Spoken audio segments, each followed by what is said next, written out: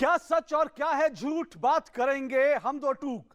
नमस्कार, दो टूक में आपका एक बार फिर स्वागत है। मैं हूं अशोक श्रीवास्तव। 5 राज्यों के विधानसभा चुनावों का ऐलान हो चुका है और चुनाव सुधार पर काम करने वाली एक बड़ी संस्था ADR, association for democratic reforms ने एक बड़ा सर्वे किया और उस सर्वे के नतीजे जो हैं वो ये कहते हैं कि विमुद्रीकरण के बावजूद, नोटबंदी के बावजूद तमाम पॉलिटिकल पार्टियां और उम्मीदवारों ने बहुत बड़ी मात्रा, बहुत बड़ी संख्या में जो है पैसा खर्च करने की तैयारी कर ली है। ये सर्वे ये भी कहता है कि बहुत सारे उम्मीदवार एक बार फिर से तैयार हैं इस बात के लिए कि कैसे वोटरों को जो है उनको चुनाव में खरीदा जाए अपने हक के लिए, अपने हित के लिए। जाहिर तौर पर चुनावी भ्रष्टाचार इस देश में हमेशा एक बड़ा मुद्दा रहा है, लेकिन जब कभी चुनाव सुधार की बात होती है, चुनावी भ्रष्टाचार पर, राजनीतिक भ्रष्टाचार पर लगाम लगाने की बात होती है, तो हम देखते हैं कि सरकारें कोई भी हो, पार्टियां कोई भी हो, सबकी रफ्तार थम जाती है। लेकिन ये बहुत एक अच्छी बात है कि प्रधानमंत्री नरेंद्र मोदी ने बीजेपी की राष्ट्रीय कार्यकारिणी की बैठक में साफ तौर पर यह ऐलान किया कि चुनावी चंदे को लेकर, राजनीतिक चंदे को लेकर पारदर्शिता होनी चाहिए। उन्होंने कहा कि जनता का हक है यह जानना कि राजनीतिक पार्टियों को पैसा कहां से आ रहा है। और प्रधानमंत्री ने यह भी कहा कि बीजेपी इस बात को लेकर पहल करने के लिए तैयार है। पर बड़ा सवाल यह है कि प्रधानमंत्री ने यह बात कही, क्या वास्तव में बीजेपी गंभीर है, एनडीए की सरकार है, क्या सरकार इस दिशा में आगे बढ़ेगी और बाकी पार्टियों का रुख दरअसल क्या होगा? क्योंकि बेहतर यह होगा कि इस मसले पर, इस मुद्दे पर एक आम सहमति बने तो एक अच्छी शुरुआत होगी। दो टूक में आज हम यही विषय उठाएंगे, यही मुद्दा उठाएंगे और जो 2 सवाल हम उठाने जा रहे हैं दो टूक में आज, वो सवाल आपकी टेलीविजन स्क्रीन पर आ रहे हैं। हमारा आज का पहला सवाल जो है वो आपके सामने है। हमारा आज का पहला सवाल, चुनावी चंदा में पारदर्शिता लाने के लिए भाजपा ने पहल की घोषणा की।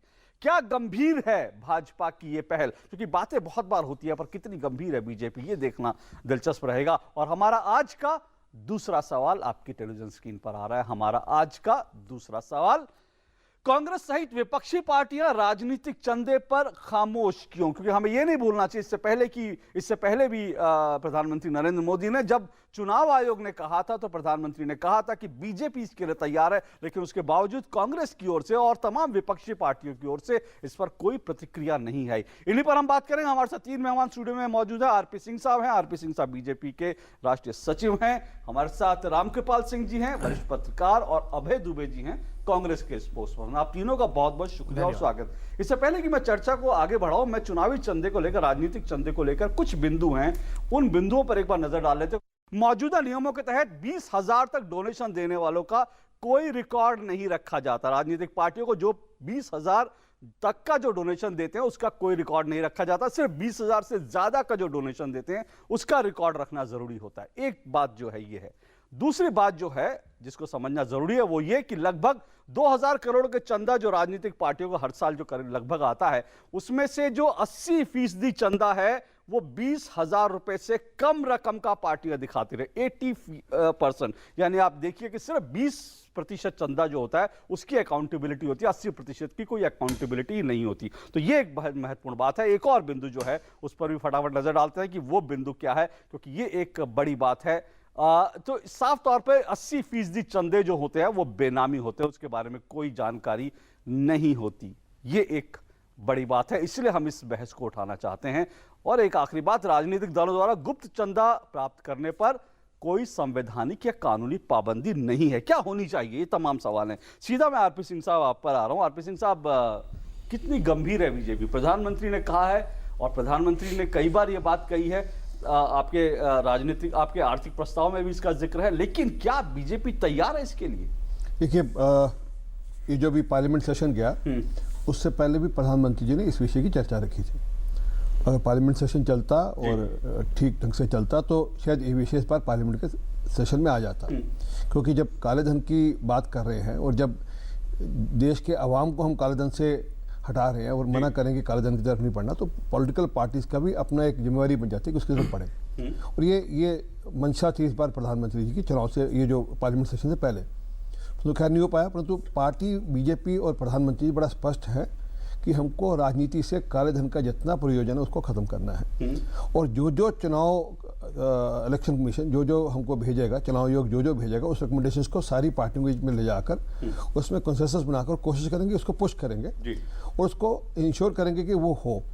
और जहाँ तक अपने खुद की पार्टी का मामला है, आप अगली बार के जो फाइनेंशियल ईयर्स के आएंगे आपको उसमें जानकारी मिल जाएगी। हमारे यहाँ चेंजेस होनी शुरू हो गई ऑलरेडी, वो आपको प्रोसेसेस दिखेंगे क्योंकि मैं इसलिए कह रहा हूँ क्योंकि इससे पहले जब तक प्रधानमंत्री नरेंद्र मोदी ने बागडोर नहीं संभाली थी, एक तरह से अमित शाह और नरेंद्र मोदी की जोड़ी नहीं आई थी, उससे पहले की तमाम आरटीआई हैं कि जब बीजेपी से उसके चंदे का हिसाब मांगा गया, बीजेपी ने उसका जवाब देने से मना कर दिया। इसलिए कह रहा हूं कि क्या वास्तव में बीजेपी बदल चुकी है? मैंने कहा अभी अगला जो फाइनेंशियल ईयर जाएगा उसमें आपको देखना शुरू हो जाएगा कैसे स्थिति है।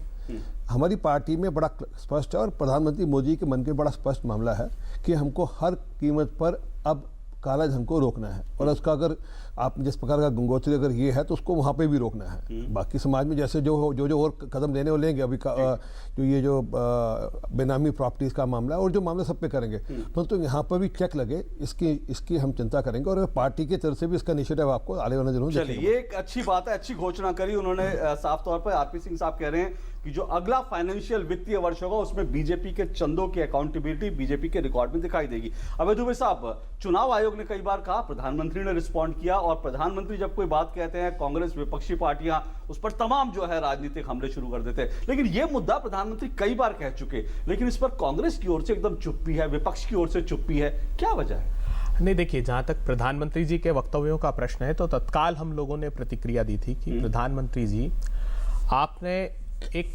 कैंपेन स्टार्ट किया कि कैशलेस इकोनॉमी, तो आपको 782 करोड़ रुपए का चंदा पिछले साल मिला है, उसमें से 80% कैश। तो सबसे बड़ा प्रश्न है कि वो क्या कैश आपने डिपॉजिट किया? जी। दूसरी बड़ी बात थी कि आप स्वतः ही संज्ञान लेकर खुद ये घोषणा करते कि मेरा राजनीतिक दल किसी भी तरीके से कैश में चंदा नहीं लेगा। एक बात। दूसरी बड़ी बात, मैं एक बड़ा प्रश्न और खड़ा पूछना चाहता हूं देश के प्रधानमंत्री जी से। देश के प्रधानमंत्री जी, समूचे 125 करोड़ जनता को आप ये बताइए कि बिहार में आपने जब प्रॉपर्टी परचेस की है, इनकम टैक्स एक्ट 1961 का सेक्शन 269 SS वो साफ कहता है कि 20,000 रुपए से ऊपर नगद कोई संपत्ति खरीद नहीं सकता। सारी संपत्तियां भारतीय जनता पार्टी ने कैश में परचेस की है। ये बड़ा वायलेशन भारतीय जनता पार्टी ने किया। जी, वो जो वायलेशन के उस पे देखिए उन्होंने हाथ खड़ा कर दिया। लेकिन मैं आपसे आरपी सिंह साहब आपके पास हूं, मैं उससे पहले एक बात मैंने ये पूछा था, आप ये ठीक है, बीजेपी की दामन में जो दाग है आप उसको दिखाइए, बीजेपी आपके दामन के दाग दिखाती है, मैं उस पर नहीं, मैं सिर्फ ये कह रहा हूं कि एक पॉजिटिव पहल, अगर देश के प्रधानमंत्री एक पॉजिटिव रिस्पॉन्ड देते हैं चुनाव आयोग कर, उस पर आपके राहुल गांधी साहब का कोई बयान नहीं आता। मैं कह रहा हूं आप डिमोनेटाइजेशन पर सरकार की आलोचना कीजिए, आप अगर इनकी प्रॉपर्टी लेकिन कोई पॉजिटिव रिस्पॉन्स दिखाइए कि आप लोग तैयार हैं, और आप बीजेपी से उम्मीद कर रहे हैं कि वो करे। आपको भी तो करोड़ों रुपए का चंदा मिला। प्रधानमंत्री जी, वक्तव्य और वास्तविकता के धरातल में अंतर नहीं होना चाहिए। लाइए ऑर्डिनेंस, कोई भी राजनीतिक दल इस बात को अस्वीकार नहीं कर सकता, सब तत्पर और तैयार हैं। लेकिन सिर्फ राजनीतिक लाभ के लिए रैलियों में वक्तव्यों को आकार दे देना और सचमुच करके दिखाना, आप अध्यादेश लेकर आइए। हमने तो इलेक्शन कमीशन से भी कहा कि सुप्रीम कोर्ट ने 10 निर्णय दिए जिसमें कहा कि आर्टिकल 324 कॉन्स्टिट्यूशन ऑफ इंडिया वो रिजर्वायर है इलेक्शन कमीशन के लिए, वो खुद क्यों नहीं निर्णय लेते? एक छोटा सा उदाहरण देता हूं, एक आपने सुना होगा 155 राजनीतिक दलों की डीलिस्टिंग अभी की है इलेक्शन कमीशन ने। वो इस आधार पर की है कि 10-12 वर्षों से कोई चुनाव नहीं लड़े और उनके कार्यालयों तक का पता नहीं है। इलेक्शन कमीशन को चाहिए कि उनके संवैधानिक अधिकारों का प्रयोग करते हुए जितने ये रिफॉर्म्स हैं, यही नहीं, लॉ कमीशन की रिकमेंडेशन, इलेक्शन कमीशन ठीक है, इलेक्शन कमीशन को करना चाहिए, इलेक्शन कमीशन में उसमें नहीं, राजनीतिक दल तो मेरे ख्याल से एक भी असहमत नहीं है। प्रधानमंत्री जी वक्तव्य देना बंद कीजिए और लेकर आइए। लेकिन आपका कोई बड़ा नेता रिस्पॉन्ड करता तो देश को भी अच्छा लगता। मेरा सिर्फ इतना कहना, आपको छोटी टिप्पणी है, बात पॉलिटिकल विल की बात है। ये जो रिस्पॉन्ड नहीं करे पॉलिटिकल विल की बात है। ये तो कहते हैं हम काले, ये 7 नवंबर तक कहते हैं प्रधानमंत्री जी काले धन पे क्या कर रहे हैं, 8 नवंबर के बाद इनका रुख बदल गया। बात है कि कहना और कथनी और करनी में फर्क की बात बता रहा हूँ कि अगर आपकी कथनी करनी एक है और आपकी पॉलिटिकल विल एक है तो आप ही बढ़ जाए ना। कांग्रेस वाले क्यों नहीं इतने साल रह सकता है, क्यों नहीं किया इनिशिएटिव? आज तो इनिशिएटिव हो रहे हैं। एक मेरी बात सुन, मैं मेरा झगड़ा नहीं, इनिशिएटिव हो रहे हैं। हम तो कह रहे हैं, आज भी ये कह रहे हैं हम ऑर्डिनेंस लेंगे, कल इस ऑर्डिनेंस का विरोध करेंगे। देखो जी, पार्लियामेंट में चर्चा किए बिना ले आए ऑर्डिनेंस ले, ये आज तो कह रहे ऑर्डिनेंस ले आओ, कल जब ले आएंगे तो कहेंगे पार्लियामेंट ने चर्चा नहीं करी, सब पार्टियों सलाह नहीं करी। दिक्कत कथनी करने में ये है। और अभी डिमोलिशन में क्या हुआ, पहले दिन क्या बोला था राहुल गांधी, बहुत अच्छा कदम है, बाद में आते आते कह नहीं डिमोलिशन में तो गड़बड़ हो गई। असल में दिक्कत है कि ये पार्टियां अपने राजनीतिक लाभ से देखती हैं, हम देश के लाभ से देख रहे हैं कि देश का लाभ कैसा होगा। और उसके लिए सुनिश्चित समझिए जो कह रहे हैं जी। और प्रधानमंत्री जी बड़े स्पष्ट हैं कि राजनीतिक दल के जो चंदे का मामला है और राजनीतिक दल की जो ट्रांसपेरेंसी है वो बिल्कुल होगी और बिल्कुल पारदर्शिता पूरे सिस्टम में होगी। ठीक है, आपने कहा अध्यादेश लाएंगे तो कांग्रेस विरोध करेगी, मैं इस पर रिस्पॉन्ड लूंगा, आपका सवाल लूंगा, लेकिन उससे पहले रामकृपाल जी, आपको लगता है वक्त तो आ गया है, जब एक बार नहीं, दो बार नहीं, कई बार प्रधानमंत्री कह रहे हैं कि, तो जाहिर तौर पर अब आप अगले कदम के रूप में क्या उम्मीद कर रहे हैं? क्या जो अभय दुबे जी कह रहे हैं कि बीजेपी को ऑर्डिनेंस लाना चाहिए, या फिर बीजेपी सहमति बनाने की कोशिश जो बार बार कह रही है उस पर डिबेट होनी चाहिए, आपको क्या लगता है? देखिए अशोक जी, आपने कहा कि वक्त आ गया है, मैं कह रहा हूँ वक्त बहुत पहले से था, दबाव आ गया है। किसी भी जागृत समाज में जो ट्रांसफॉर्म हो रहा है, हमारा 2016 और 17 का जो हिंदुस्तान है, उस हिंदुस्तान में 65% नौजवान पढ़ा लिखा है। वो अपने हक के लिए ये सब पार्टियां जान रही कि बहुत दिन तक चलने वाला नहीं है। और रही बात है विल की, तमाम चीज़ों की, एक बात मैं बताऊं कि एक न्याय शास्त्र का एक मूल सिद्धांत है कि कोई भी व्यक्ति या संस्था अपने ही बारे में जज नहीं हो सकता। बिल्कुल, वन कांट बी जज इन हिज ओन कॉज। लेकिन पॉलिटिकल पार्टीज, यहाँ की सत्ता संस्था, जो भी कह लीजिए, चाहे ओपोजिशन हो, सब आते रहते हैं जाते रहते हैं। किसी भी जहाँ उनके अपने बारे में हितों की बात आती है, वो आप देख लीजिए कि वह खुद उससे एस्केप करना चाहते हैं कि उनके लिए equality before law and equal protection of laws. लेकिन जब जिनकी बात आती है तो तनख्वाह आप खुद अपने बारे में करेंगे, कोई स्वायत्त संस्था आप नहीं गठित करना चाहेंगे ताकि जनता को लगे कि एक न्याय हुआ है। सारे प्रिविलेज आप खुद तय कर लेंगे, सारी चीज़ें आप खुद तय कर लेंगे। और अगर विल पावर होती, माफ़ कीजिएगा, तो जब कॉमन मैन का, एक गरीब आदमी से अमीर आदमी का अगर एक एक पैसे का हिसाब पूछा जा सकता है, क्यों नहीं पॉलिटिकल पार्टीज का ये अधिकार क्यों है इनके साथ? देखिए, इसमें सारी पॉलिटिकल पार्टीज की कहीं इच्छा शक्ति नहीं होती, वो किसी कानून से बंधना नहीं चाहते। जब इस पर डिबेट होती है तो मॉरलिटी की बात हो जाती है। ये देखिए, नैतिकता जो है ना, नहीं, मैं आपको बता दूं, नहीं, एक मिनट, ये जो सर्वोदय, वो सर्वसहमति है ना, वो सर्वमत, ये स्केपिज्म का सबसे बड़ा वो चीज है, कभी नहीं हो पाती, सबको पता है। भाई, आप मेजॉरिटी है, आप कानून बनाइए, फिर देखिए कौन सी पार्टियां उसको अपोज करती है, वो खुद एक्सपोज होगी जनता की निगाह में। और ये अगर बिल्कुल कानून बनना चाहिए। और मैं बता दूं, पूरे हिंदुस्तान में जो करप्शन रहा है, उसका एकमात्र कारण यह है कि जब आप पैसा जुटा करके लड़ते हैं तो वो पैसा कर्ज होता है, कृपा नहीं होती किसी की। आप नतीजा क्या होता है कि उसको अपने टेन्योर में किसी न किसी प्रकार से उसकी भरपाई करते हैं और जनता का हित बगल में रह जाता है। सिर्फ आप जो पैसे से इलेक्शन आपने लड़ा था, जैसे आप जिक्र कर रहे थे, फिर आ रहा है, आप भ्रष्ट तो वो तरीके अपनाते हैं, बिल्कुल, और अपने भाई भतीजा और तमाम कारपोरेट को पटाने के लिए। इसलिए मैं कहता हूं कि मोदी जी ने, चाहे मैं बताऊं आपको, चाहे इच्छा से अनिच्छा से, मैं उस पर नहीं जाता हूं, लेकिन अगर उन्होंने कहा है तो ये बहाना नहीं हो सकता कि अतीत में हुआ है। अतीत में मैं कहता हूं सारी पार्टियां थी, तो क्या मतलब आगे इसमें सुधार नहीं होगा? लेट अस डिसाइड ए कट ऑफ डेट, ठीक है, और इसके बाद से जो आम आदमी का अधिकार है, उससे ज्यादा कोई भी अधिकार किसी पर दोनों पार्टी रिस्पॉन्ड करना चाहती है, आरपी सिंह साहब भी और अभय दुबे जी। मैं एक छोटा सा ब्रेक ले लेता हूं, ब्रेक के बाद मैं लौटूंगा तो जरूर इन दोनों से पूछूंगा, साथ साथ ये भी कि अगर पॉलिटिकल पार्टी जो आज ये कह रही हैं कि वो तैयार है इस बात के लिए कि तो वो सवाल है कि आरटीआई से क्यों बचती रही यही पॉलिटिकल पार्टी, इस पर भी बात करेंगे इस छोटे से ब्रेक के बाद। मैं ये नहीं पूछूंगा कि आप शौच के लिए कहां गए, मैं ये भी नहीं पूछूंगा कि अगर आप खुले में शौच के लिए गए तो क्या आपने अपने बच्चे की जान को खतरे में डाला? क्या आपके गांव की बच्चियों को खुले में शौच करते हुए किसी ने बुरी नजर से देखा? आप खुद समझदार हैं, सक्षम हैं, आप ये तो जानते ही होंगे कि हमारे देश में 70,000 से ज्यादा गांवों के लोगों ने खुले में शौच की प्रथा को खत्म कर दिया है। गांव के बच्चे, महिला, पुरुष सब इस लक्ष्य में जुटे। निगरानी समितियां बनी जिन्होंने खुले में शौच कर रहे लोगों को समझाया, शौचालय बनाए, उनका इस्तेमाल करना सिखाया। क्या आपका गांव भी बनेगा खुले में शौच से मुक्त? आइए स्वच्छ भारत अभियान से जुड़िए। अब नहीं तो कब? भारतीय कस्टम्स, हमारा उद्देश्य देश की प्रगति में भागीदारी, हमारा लक्ष्य विकास हेतु उत्पादकों से विश्वास भरी साझेदारी, उठाए गए कदम, उदार नीतियां, सरल प्रक्रियाएं और सुगम व्यापार। और इस दिशा में हमने कई पहले की हैं, जैसे कि स्विफ्ट, आयात की सुविधा के लिए एक सिंगल विंडो इंटरफेस, आयात निर्यात से जुड़ी विभिन्न एजेंसियों के साथ आईटी के प्रयोग से कागजी कार्यवाही व अधिकारियों से इंटरफेस में कमी, विश्व भर में भारतीय उत्पादकों के तेज क्लियरेंस के लिए एईओ कार्यक्रम, डायरेक्ट पोर्ट डिलीवरी और डायरेक्ट पोर्ट एंट्री से समय और धन की बचत, योग्य आयातकों के लिए स्थगित ड्यूटी भुगतान का प्रावधान, उत्पादकों की सुविधा है भारतीय सीमा शुल्क का उद्देश्य। हाँ, मैं पहुंच रहा हूँ, तुम लोग तैयार रहो। दिल चाहता है हम ना रहे कभी यारों के बिन। यार आगे हम लोग बैठते हैं और सीट बेल्ट तुम लोग आते हो। क्यों? पीछे बैठने वालों की जान की कीमत नहीं होती क्या?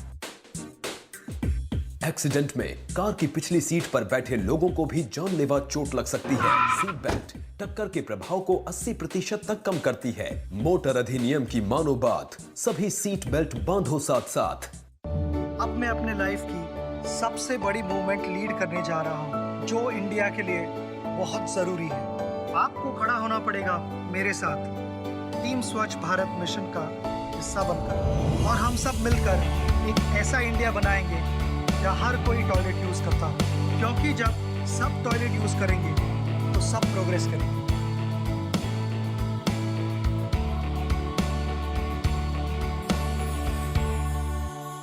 जैसे मेरा बैट है खास मेरे लिए, वैसे ही वैल्वोलिन इंजन ऑयल है परफेक्ट मैच इंजन्स के लिए। Change to Valvoline, be unstoppable. भारतीय कस्टम्स, हमारा उद्देश्य देश की प्रगति में भागीदारी, हमारा लक्ष्य विकास हेतु उत्पादकों से विश्वास भरी साझेदारी, उठाए गए कदम, उदार नीतियां, सरल प्रक्रियाएं और सुगम व्यापार। और इस दिशा में हमने कई पहले की हैं, जैसे कि स्विफ्ट, आयात की सुविधा के लिए एक सिंगल विंडो इंटरफेस, आयात निर्यात से जुड़ी विभिन्न एजेंसियों के साथ आईटी के प्रयोग से कागजी कार्यवाही व अधिकारियों से इंटरफेस में कमी, विश्व भर में भारतीय उत्पादकों के तेज क्लियरेंस के लिए एईओ कार्यक्रम, डायरेक्ट पोर्ट डिलीवरी और डायरेक्ट पोर्ट एंट्री से समय और धन की बचत, योग्य आयातकों के लिए स्थगित ड्यूटी भुगतान का प्रावधान, उत्पादकों की सुविधा है भारतीय सीमा शुल्क का उद्देश्य। अब मैं अपने लाइफ की सबसे बड़ी मूवमेंट लीड करने जा रहा हूँ, जो इंडिया के लिए बहुत जरूरी है। आपको खड़ा होना पड़ेगा मेरे साथ टीम स्वच्छ भारत मिशन का हिस्सा बनकर, और हम सब मिलकर एक ऐसा इंडिया बनाएंगे जहाँ हर कोई टॉयलेट यूज करता हो, क्योंकि जब सब टॉयलेट यूज करेंगे तो सब प्रोग्रेस करेंगे।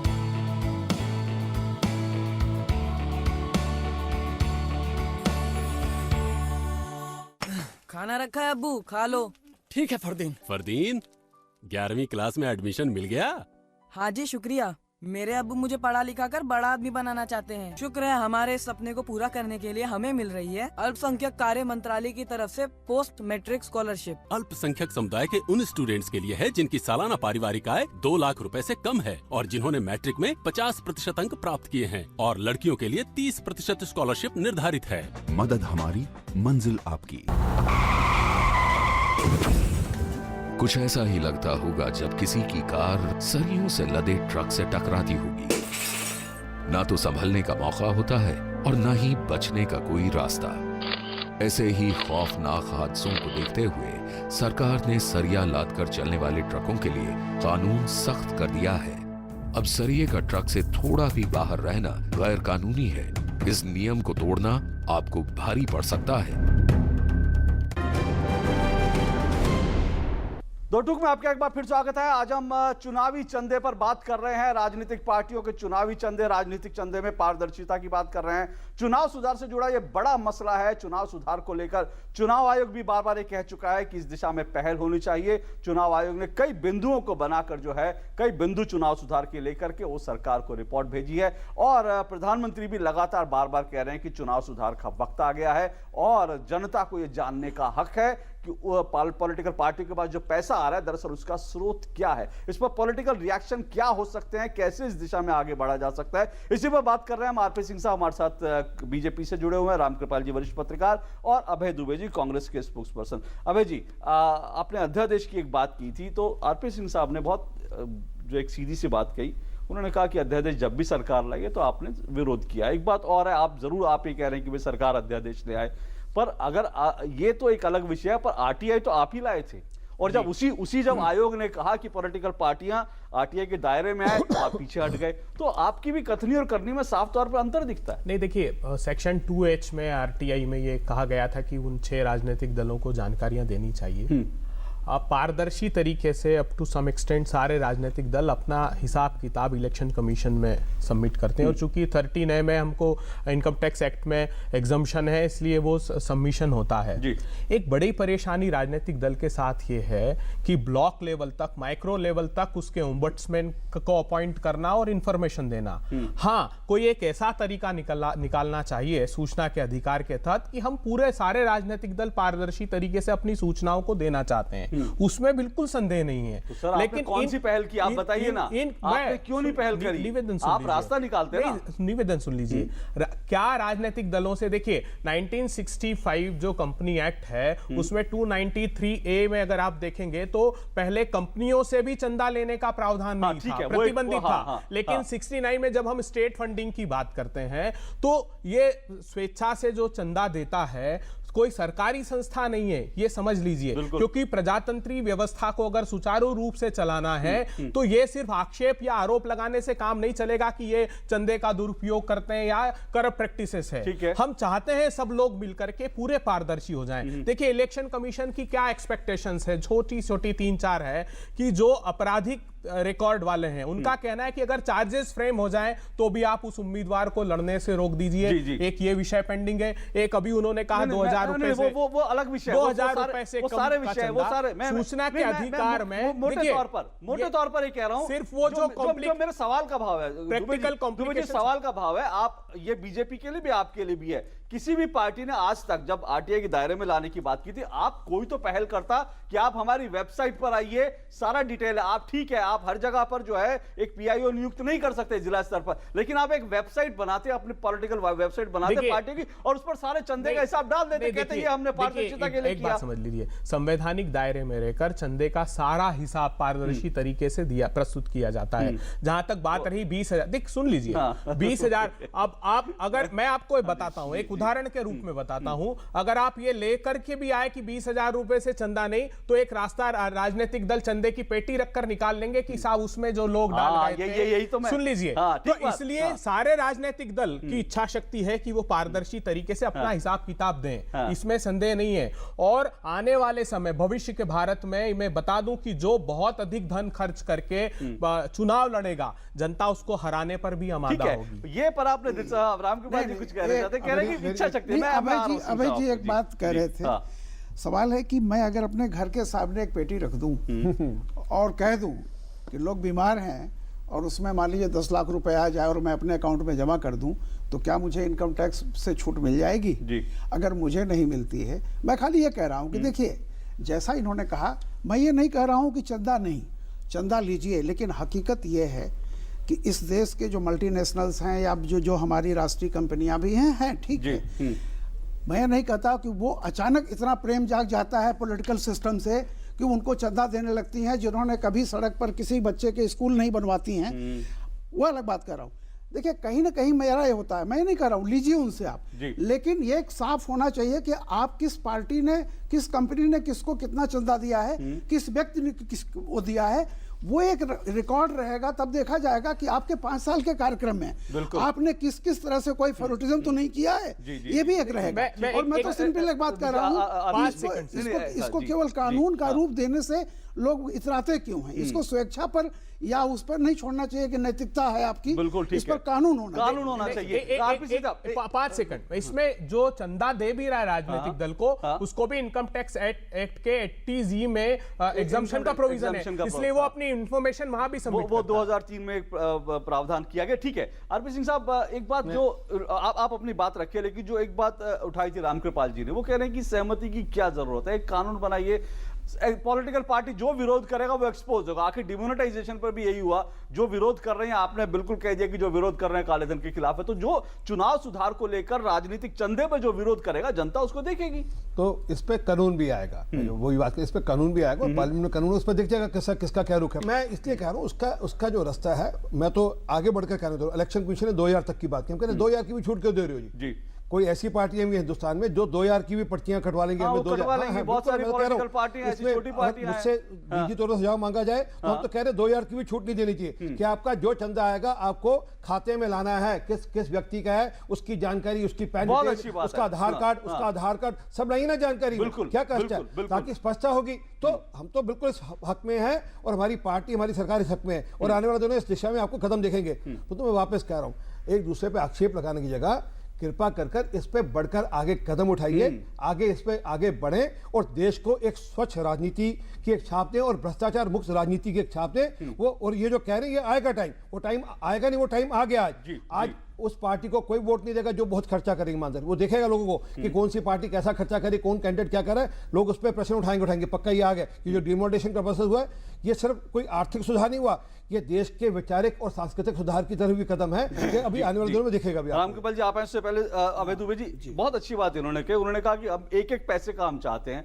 और कह रहे हैं कि कानून भी आएगा वक्त आने पर। जाहिर तौर पर कानून, जो मीडिया रिपोर्ट्स है वो ये कह रहे हैं कि सरकार इस पर एक कानून पर भी काम कर रही है, लेकिन मैं कह रहा हूं ये मौका है तमाम पॉलिटिकल पार्टियों के लिए जनता को यह दिखाने का कि भाई हम चाहते हैं कि भ्रष्टाचार से चुनाव ना लड़े जाए। ये मौका है पॉलिटिकल पार्टियों को यह दिखाने का कि हम इस मसले पर कम से कम एक हैं। वो मौका क्यों चूक रही हैं पार्टियां? आपकी तरफ से भी चूक हो रही है, बाकी पार्टी की तरफ से भी। देखिए, प्रचंड बहुमत की सरकार मुखौटा उतार दे, आप इस विशेष सत्र बुला लीजिए इसी के लिए। कौन अस्वीकार करता है? प्रधानमंत्री जी कहें सिर्फ चुनावी सभा में हम स्वीकार नहीं कर सकते। प्रधानमंत्री जी आप आकर के कहिए कि ये इलेक्टोरल रिफॉर्म के लिए हम एक बात सुन लीजिए। पॉलिटिकल पार्टी, एक मिनट, मैं आपने कहा ठीक है आप विपक्षी पार्टी है, सरकार को कटघरे में खड़ा करने का हक है, लेकिन कम से कम इस मुद्दे पर एक तो आप पॉजिटिव रुख के साथ आगे आए। सर इतना है कि सरकार सत्र तक चलने नहीं देती, हम सरकार को आग्रह करते हैं, यहाँ से आग्रह करते हैं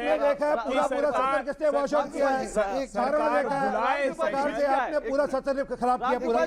देखिए मैं वापस कह रहा हूँ, हम तैयार है जी। रामकृपाल जी एक आप अपनी बात कहें, मैं एक बात जिसमें मेरे आपको लगता है कि ये एक मौका था विपक्षी पार्टी, चाहे कांग्रेस या दूसरी पार्टी, वो कम से कम आगे तो आए। मुझे इस बात पे हैरानी है, शायद देश को भी हैरानी होगी कि राजनीतिक पार्टी इस मसले पर आगे बात नहीं कर रही है, फिलहाल चर्चा नहीं हो रही है। नहीं अशोक जी, मौका था नहीं, मौका है।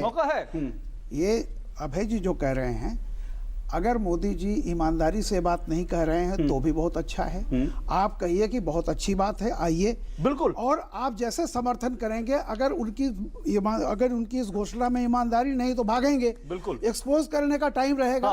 लेकिन मेरा ये कहना है कि attack in anticipation is not defence, कि ऐसा वो नहीं करेंगे ये मान करके नहीं। लेकिन अगर आपको लगता है कि एक शुरुआत हो रही है कहीं से भी हो, चाहे वो आपकी तरफ से हो, चाहे मोदी जी की तरफ से हो रही है, किसी की तरफ से, अगर आप उस बात से सहमत हैं तो उसका पुरजोर समर्थन करते हुए बाध्य कीजिए सब जल्दी से जल्दी लाया जाए। मौका यही है कि सरकार अगर कह रही है, प्रधानमंत्री कह रहे हैं, तो विपक्षी पार्टियों को कम से कम इस मुद्दे पर अपना रुख साफ करके करना चाहिए। और रामकृपाल जी ने बात बहुत सही कहा, अगर सरकार इस पर ढुलमुल रहेगी तो भी जनता देखेगी, और सरकार इस पर कदम बढ़ाएगी और विपक्ष पीछे हटेगा तो भी जनता देखेगी। जनता को सब देखना है और जनता को सब जानने का भी हक है, और इसलिए जो है इसमें अब वक्त आ गया है। बल्कि जैसा कि कहा गया, वक्त दरअसल बहुत पहले था। इस बार में इस बात को लेकर के लगातार ढिलाई होती रही, लगातार टालमटोल होती रही, लेकिन अब शायद जनता इसको स्वीकार नहीं करेगी। जो राजनीतिक चंदा, उसमें पारदर्शिता आनी चाहिए, जनता जनता को जानने का हक है। बहुत बहुत शुक्रिया आप तीनों का दो टूक में आने के लिए। दो टूक में आज बस इतना ही, आपसे फिर मुलाकात होगी। फिलहाल इजाजत दीजिए, नमस्कार।